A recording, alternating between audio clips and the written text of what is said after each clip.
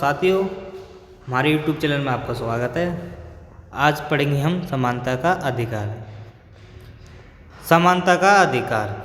समानता का अधिकार एक अत्यंत महत्वपूर्ण अधिकार है। इसका तात्पर्य है कि प्रत्येक क्षेत्र में व्यक्ति को व्यक्ति के होने के नाते समान महत्व प्राप्त होने चाहिए और जाति, धर्म व आर्थिक स्थिति के भेद के बिना सभी व्यक्तियों को अपने जीवन का विकास करने के लिए समान सुविधा प्राप्त होनी चाहिए। समानता का अधिकार प्रजातंत्र की आत्मा है। इसमें बोला गया है कि सभी व्यक्ति जो किसी भी धर्म से बिलोंग करते हों, उनमें कोई वाद विवाद नहीं होना चाहिए और साथ ही अपनी सुविधा के लिए उनको सभी को समान सुविधा प्राप्त होनी चाहिए। इसी को समानता कहते हैं।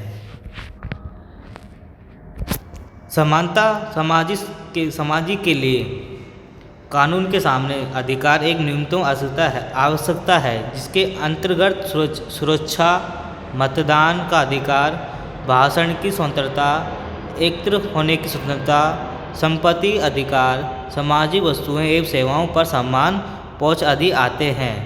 सामाजिक समानता में स्वास्थ्य समानता, आर्थिक समानता तथा अन्य सामाजिक सुरक्षा भी आती है। इसके अलावा समान अवसर तथा समान दायित्व भी इसके अंतर्गत आते हैं। समाज में जो कानून व्यवस्था में आम नागरिक को जो कानून व्यवस्था समानता जो प्रदान करती है वो सुरक्षा होती है। मतदान होता है, मतदान जिसमें लोग अपनी इच्छा अनुसार नेता चुन सकते हैं। भाषण की स्वतंत्रता, इसमें आप किसी भी भाषा में आप बोल सकते हो, आपको हर किसी भाषा में बोलने का अधिकार है। एक होने की स्वतंत्रता यानी कि आप अपने एक समूह में रह सकते हो। संपत्ति अधिकार, आप अपने संपत्ति अधिकार रख सकते हो, किसी भी क्षेत्र में आप अपनी संपत्ति को भी रख सकते हो। सामाजिक वस्तुएं सेवाओं पर समान पहुंच आदि आते हैं, यानी कि समाज में जितनी भी वस्तुएं हैं जहाँ पर आपको हर एक प्रत्येक नागरिक को एक ही समान मिले, समानता दिखाई जाती है। और समानता के 3 आयाम होते हैं। पहला आयाम होता है आर्थिक, दूसरा आयाम होता है सामाजिक और तीसरा आयाम होता है राजनीतिक समानता। आज हम पढ़ेंगे सामाजिक समानता। सामाजिक समानता प्रत्येक व्यक्ति को समाज और उसके कई पहलुओं का समान आनंद लेने के लिए अधिकार को संदर्भित करती है, जैसे कि नौकरी के अवसरों पर, शिक्षा और सामाजिक गतिविधियों तक समान पहुंच। एक सिद्धांत के रूप में सामाजिक समानता यह मानती है कि किसी भी व्यक्ति को उसकी पहचान के लिए आधार दूसरे पर प्राथमिकता नहीं दी जानी चाहिए। उदाहरण के लिए सामाजिक समानता का सिद्धांत मानता है कि नौकरी भर्ती प्रक्रियाओं के दौरान उम्मीदवार को मूल्यांकन केवल उनके ज्ञान और योग्यता के आधार पर किया जाना चाहिए। फिर भी मुकदमे और आंकड़ों से पता चलता है कि किसी व्यक्ति के साथ उसकी जाति, वर्ग, लिंग या अन्य पहचान के आधार पर भर्ती प्रक्रिया में भेदभाव किया जाना असामान्य है।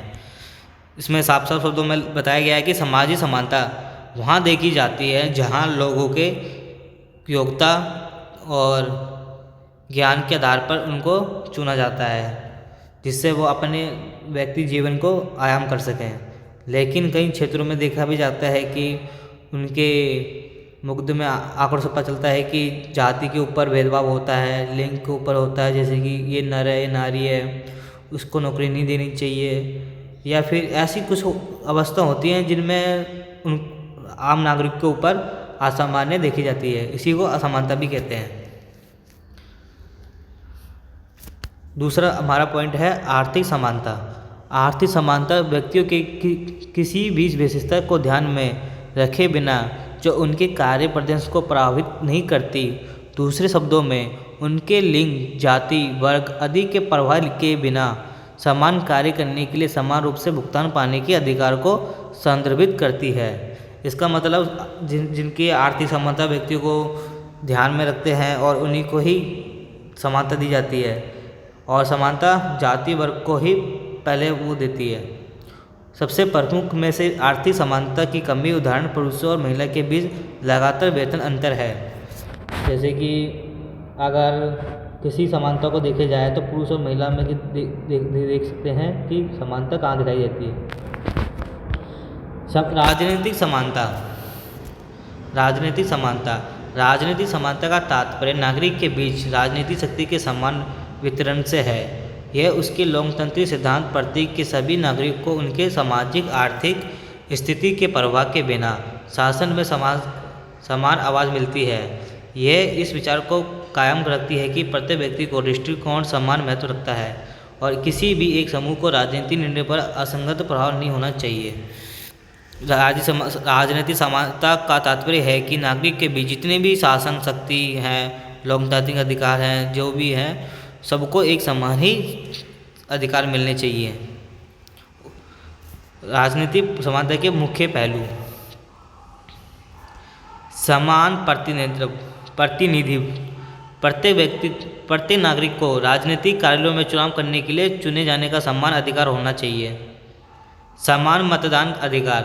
प्रत्येक नागरिक के पास वोट होना चाहिए और प्रत्येक वोट वजन समान होना चाहिए। राजनीतिक जानकारी तक समान पहुंच। जानकारी स्वतंत्र रूप से पहुंच योग्य होनी चाहिए जिसके निर्णय में आसानी हो।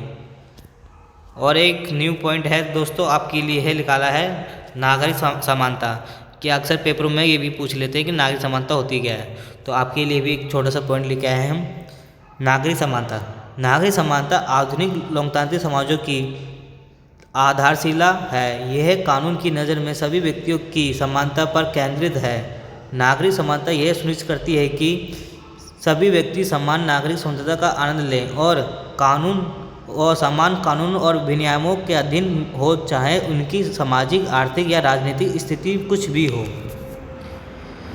जैसे कि बताया कि नागरिक समानता आधुनिक लोकतांत्रिक और कानून की नज़र में व्यक्तियों को समानता केंद्रित करनी चाहिए और समानता सुनिश्चित करती है कि सभी नागरिक स्वतंत्र आनंद लें, यानी कि स्वतंत्रता में रहें और समान कानून और के अधीन होने चाहिए। सभी को समान कानून का नियम पालना चाहिए और सभी को नियम बराबर है।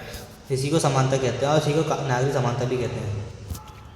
नागरिक समानता के महत्वपूर्ण पहलू: समान कानूनी सुरक्षा। सभी व्यक्तियों को कानून के तहत समान स्तर पर सुरक्षा का आनंद लेना चाहिए। समान नागरिक अधिकार। प्रत्येक नागरिक को समान नागरिक स्वतंत्रता का अधिकार होना चाहिए, जैसे बोलने की स्वतंत्रता, धर्म और सभा की स्वतंत्रता। साफ साफ शब्दों में समझाया गया है, आप उसको अच्छे से पढ़ सकते हैं। और लास्ट पॉइंट है हमारा कानून की समझ समानता। कानून सभी पर समान रूप से लागू होना चाहिए, बिना किसी सामाजिक, आर्थिक या राजनीतिक भेदभाव के। दोस्तों, आज का पहलू हमारा पाठ यहीं ख़त्म हुआ है। आज हमने समानता की परिभाषा का वर्णन किया है। आई होप आपको हमारे चैनल पर आपको अच्छा लगा होगा। आप इस चैनल पर बने रह सकते हैं। हमारे चैनल को लाइक करें, सब्सक्राइब करें और शेयर करें और आइकॉन बटन दबाना ना भूलें। जय हिंद, जय भारत।